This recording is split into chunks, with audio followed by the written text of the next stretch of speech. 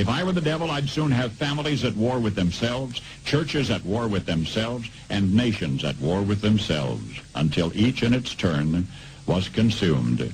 And with promises of higher ratings, I'd have mesmerizing media fanning the flames.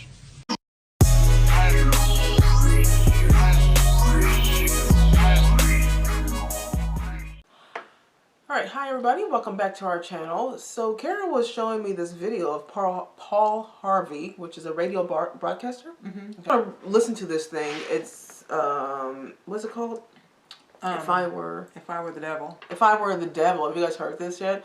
So we're going to listen to this, and there's a longer portion of this that I watched. I think it was like 13 or 14 minutes full of, he has different things that he talks about. Yeah, but this one was longer, but this is just a smaller clip of it. Yeah. But I always like when, I love wisdom.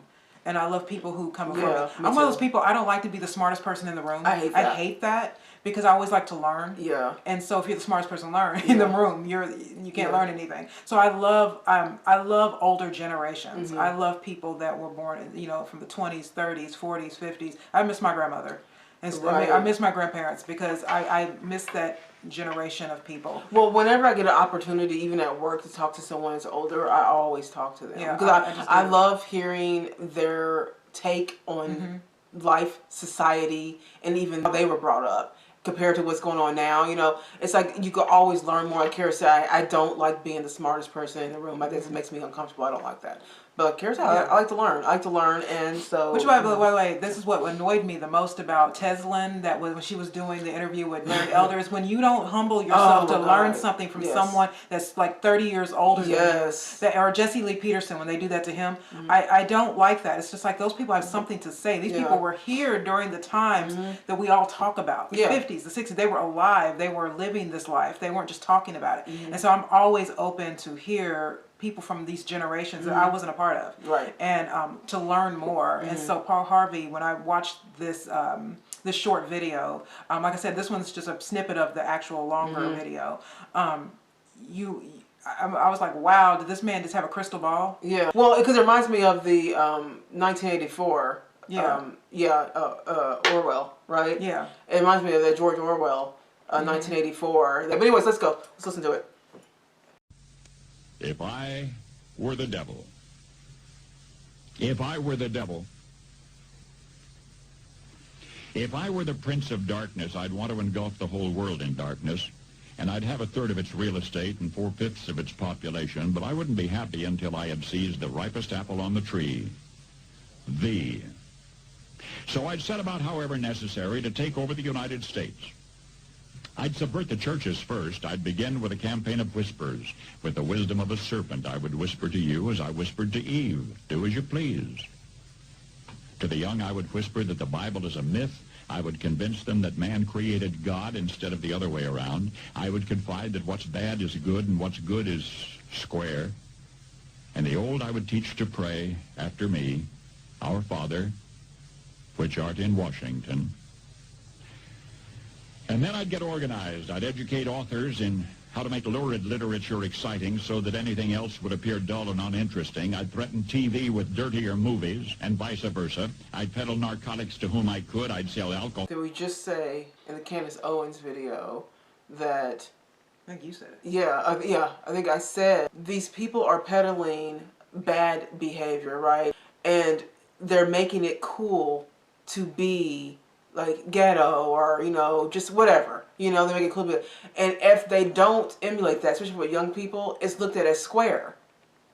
And then, of course, no one young wants to be square, so they're going to go right along, do the Cardi B thing, and be okay with that, even if they're not okay with that. Oh, I just want to say, one of the reasons that I think my whole life I've been a conservative person, but I always fought, because I used to think I was boring. I used to think that I was just a boring person. So when you're young, that's why I'm looking at this and I'm thinking to myself, this is why this is bad. They make you feel bad about wanting to be anything else. This is why feminism works so much, is because they make women feel bad about, even if they want to be mothers and wives, they won't make you feel, they'll make you feel square. Yeah. If you want to do something like normal. that's to your nature. Even being conservative. What I mean? And I think I fought that a lot in my life because I was raised in this world of feminism in the 80s and 90s, that all women had to now go to work and things like that. And so that's what I'm saying.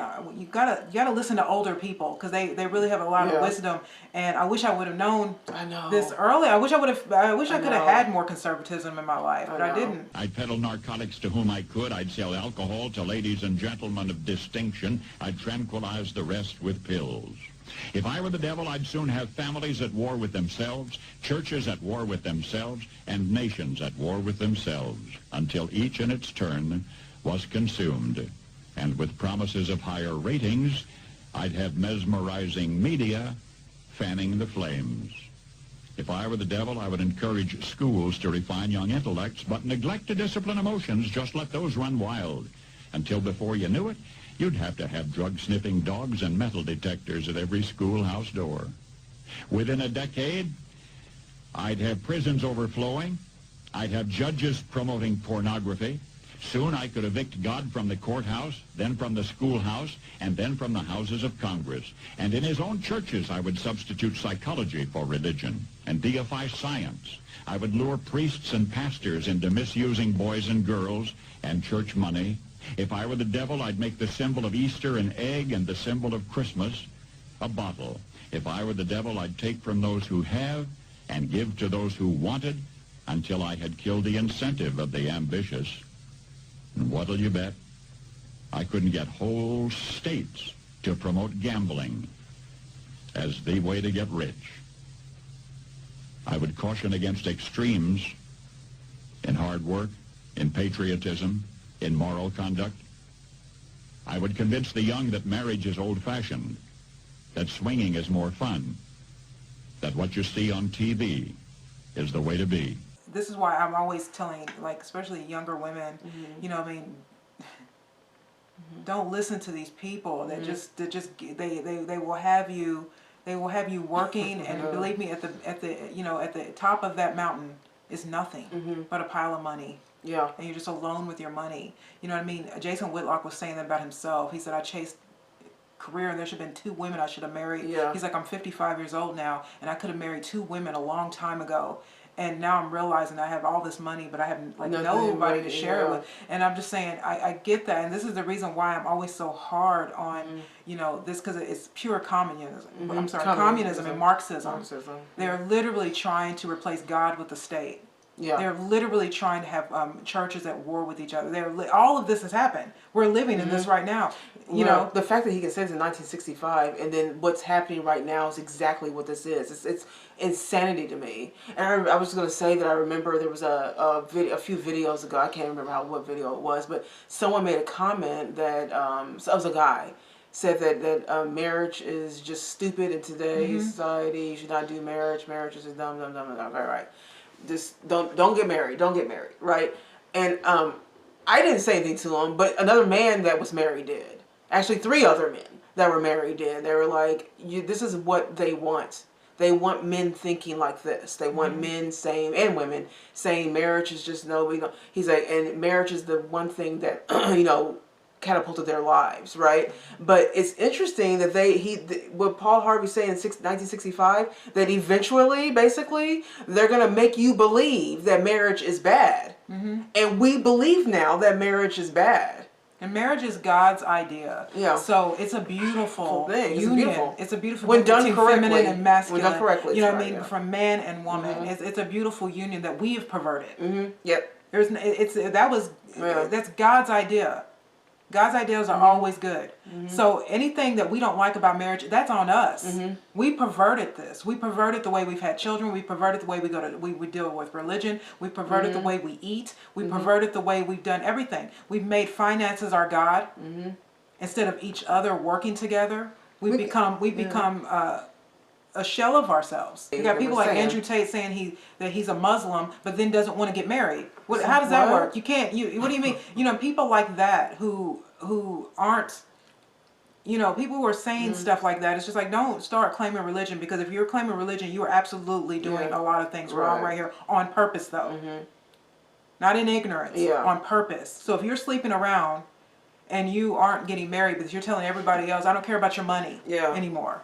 your morals are off. Yeah. And that's what's ruining us. Well, the moral downfall in our society is what's ruining us. Yeah. That's and he's right about that. But when he also said that kids in school, he said that schools are going to have metal detectors. Metal detectors. Oh, Can you even believe it? Like that? Yes. This was 1965. He's been saying this stuff since 1963. And thus I could undress you in public, and I could lure you into bed with diseases for which there is no cure. In other words, if I were the devil, I'd just keep right on doing what he's doing. Yeah, that's incredible to me. Whenever I see stuff like that, man, how I mean, like I'm trying to. That means that there were early signs in the '60s, probably '50s too. Yeah, yeah. So they must have seen something then with all of these, like even with abortion, you know, where women were probably starting to become a little bit more promiscuous, especially during the women's movement and stuff like that, the feminist movement, where they started to see, well, this is going to lead to promiscuity. Promiscuity is going to lead to unwanted babies and pregnancies, and that's going to lead to abortions. And abortion's legal. I came across this video because I was reading Manning Johnson's book. It's called Color, Communism, and Common Sense. It's a great book. Yeah. It's not a long read. I'll link it below because it's on. And communism has been in our country, has been trying to creep up in our country for many years. Yeah. And Manning Johnson used to be a communist, and he realized in the 50s that black people were being used to infiltrate America, right? And so all these people to break up the country from the inside, and so people like Angela Davis. I mean, these are communists. Yeah, Angela Davis, Huey P. Newton. These people got awards from the Soviet Union. When Angela Davis when she got released from jail, she got an award from the Soviet Union for a Communist Award. Langston Hughes, all of them. James Baldwin. And so this whole thing has been going on for a really long time, this sort of infiltrating, using black people. And communists, they don't necessarily, they don't care about white or black. What they do is they use people and their emotions against each other. And they choose the highly emotional groups. And they attach themselves. So like feminists, they attach themselves to that. Black people, we're a highly emotional group of people. So they attach themselves to that. They know that we operate mostly out of emotion. This is why we believe, that's why we always say take emotion out of all of this. Yeah. The stuff, some of the societal stuff, you gotta take emotion out of it. And because they know that we're highly emotional people, black people, they use that. They use that emotion to push us into a direction they want us to go. Right, which is communism and Marxism. I mean, the BLM, the ladies who founded BLM, but they admitted they're trained Marxists. In their platform, they said they wanted to break up the nuclear family. And then they took it down because it got exposed. Yeah, and yet all these black people went into the streets, got sensationalized in the media. We all went along with it, which is why I don't like Black Lives Matter. I stayed away from that. Right. You know what I mean? But we like to talk about left and right, and we like to talk about, that I don't. Look, I'm a Republican. I'm a conservative. I'm going to vote Republican. Right. You know what I mean? But at the end of the day, it's more than that. This is more about communism to me. This is Marxist. There's a massive divide going on purpose. Like we're just kind of going with this massive divide. As long as they can pit us against each other, their agenda is working. Stokely Carmichael, complete communist. Oh yeah, man. Totally from all over. Yeah. You know what I mean? Completely left his country, changed his name. What's his name? W.E.B. Du Bois. Yeah. Left his country, denounced his country, denounced his, and left the, I honestly just think that we have to wake up as a people, not just black people, white people too, because a lot of white people, will apologize for being white, and they don't even know why they're doing it. They're just doing it because they don't want anybody to be mad at them. No, it's like stop doing that. So I think when I look at stuff like what Paul Harvey is saying, because it was given to me, like in my my feed, because I was reading Manning Johnson.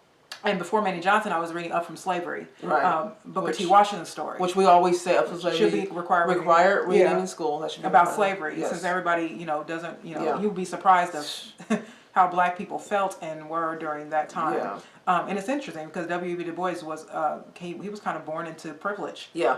And what's his name? I just said his name. I can't remember. Booker T. Booker T. Washington was born as a slave, and yet most black people like W.E. Du Bois. Yeah, he wasn't. And don't want to hear, they like to talk about slavery, but they're talking about it with a man who was never a slave. Yeah, but he was a free black man. The actual slave. Harvard. Yeah. You know what I mean? And so, but my point in saying this is that I just hope that people do more research and just to see when you look at something like this from Paul Harvey in 1965, and there's more by him, and not just him, who predicted where we are today. I mean, Paul Harvey's gone, but for sure this happened. You know what I mean? That we have completely turned our back on our country. People don't want to say they're patriots anymore. Well, you know what I mean? Every point that he made is. Yeah, people don't want to get married. Yeah. People having frivolous sex. He said people will have get diseases from sex that there will be no cure. Yeah. I mean, HIV, AIDS. You can't. It wasn't back then. Yeah. It wasn't in 1965. It was in the 80s. So he saw a trend, something happening. He saw the country at war itself. We did a video about the ex-KGB agent, and I'm gonna put that above me if you guys want to see that video. But he does explain the steps it takes to destroy society.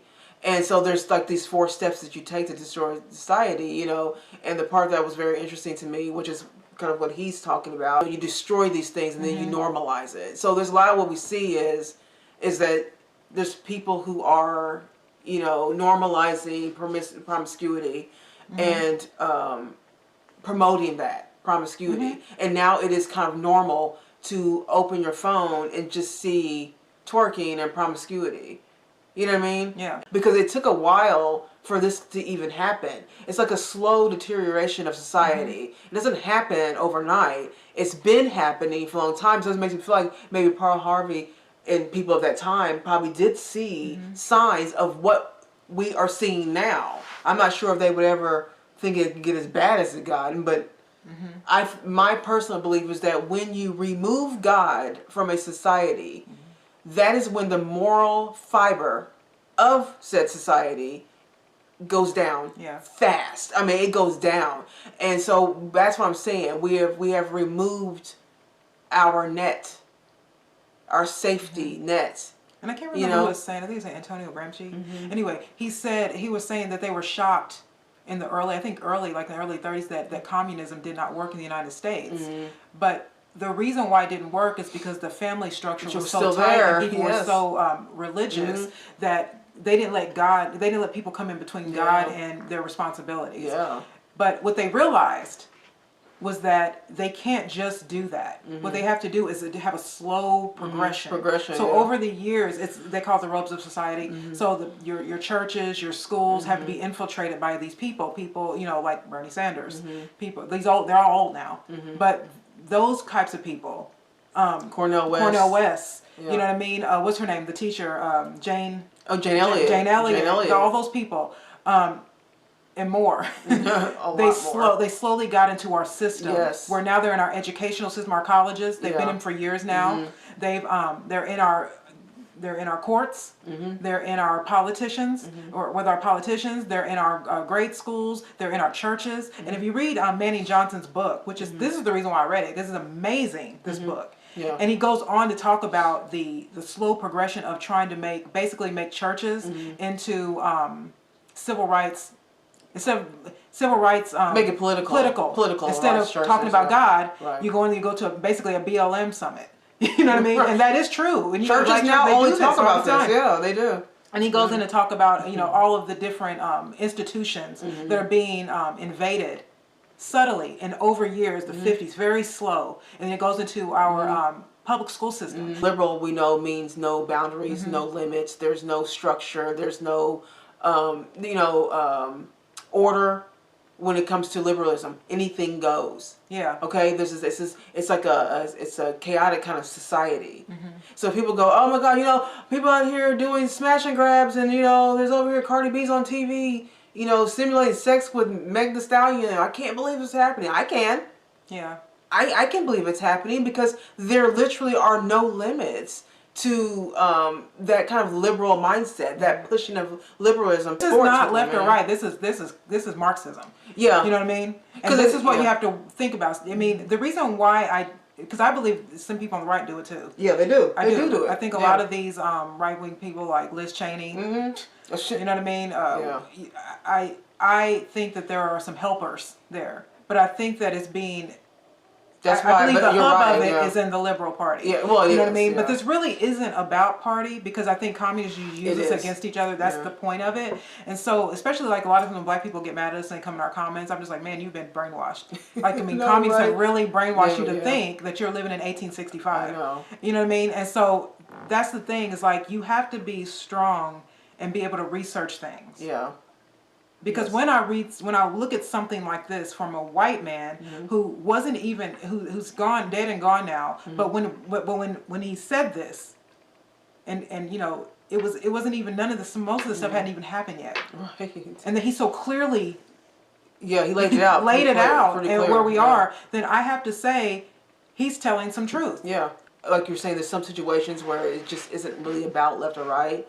It's about good and evil. And worldview. It's kind of about that. It's not necessarily political, although it is political. It's always political in some way. But for these types of issues, I don't look at it as, you know, Democrat, Republican. I'm not even thinking about that part. Like when we mentioned Jane Elliott. So funny thing about Jane Elliott is that I used to, because I saw her first on Oprah. Yeah. Many years ago, like 20 years ago, right? A long time ago. I saw her on Oprah. And everything she was saying, I was just like, yes!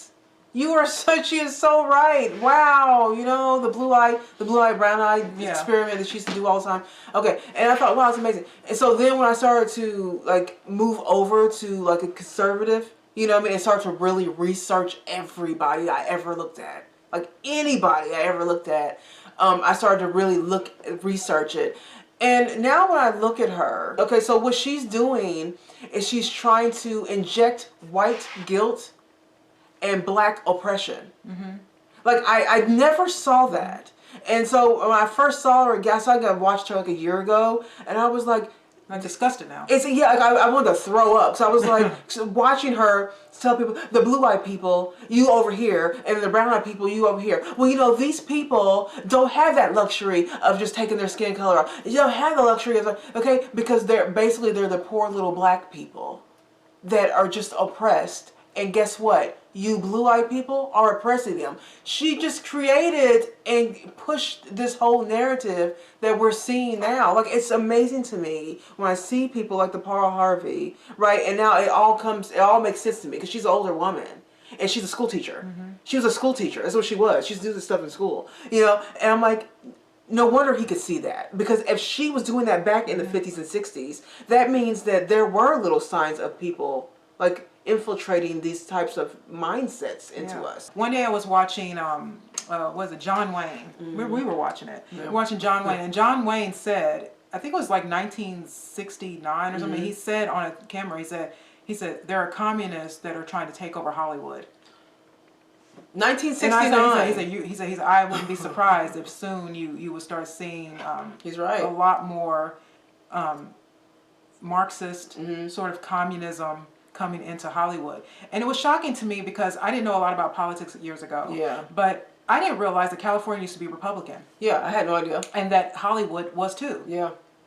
And it's amazing what it's turned into. Marxists can really do. They can flip a whole big state like that. And now it's become a completely different state. Yeah. No, it's the state where Ronald Reagan came from. Right. You know, and so, you know, I'm just more aware now. I don't get mad at white people, not because I'm trying to be white people's friend or I need their acceptance. I'm more aware of something else more sinister. Right. It's not that white people are bad, because white people aren't bad. Not all bad. Black people aren't all bad.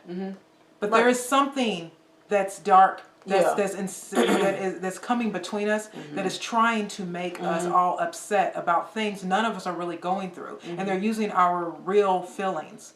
That's why I'm not going to be fooled by it. I'm not fooled by this. You know, when we did that American flag video, remember that American flag video with Adam Calhoun and Tom McDonald? The idea was that I'm not falling for it, because the idea they're saying that you're supposed to not like the flag because it is inherently a racist flag, right? I'm like, no, that is very sinister. There's something very wrong about that. It's something very demonic about the fact that you can say that the very country you live in is somehow inherently racist, but we just, lots of people just go along with it. Like, it's not, like, we just go. That's what I'm seeing right now, though. That's the concerning part, is that there's this thing where we all just kind of, not we all, but, you know, most people just kind of go along with the crowd if it sounds right, or if it sounds like it's having some kind of momentum. People just kind of like sheep. They just kind of like go, they don't ask any questions. This is why we're so big on critical thinking, because that's the only thing that got me out of my days. Being used, we're talking about the Twilight Zone episode that we were talking about on a past video. Which, shout out to the subscriber that named that episode Monsters on Maple Street. On Maple Street. And just the idea that they can just sit back and watch us fight amongst ourselves while they take all of our money and send it over to another country. Right. You understand? Like, there's a reason for all of this. Yeah, it's wrong. Don't let these people play us against each other like this. I know. Alright, you guys. Let us know what you think. Leave some comments below. Don't forget to like and subscribe to our channel. And that's it. We will see you guys in the next video. Bye.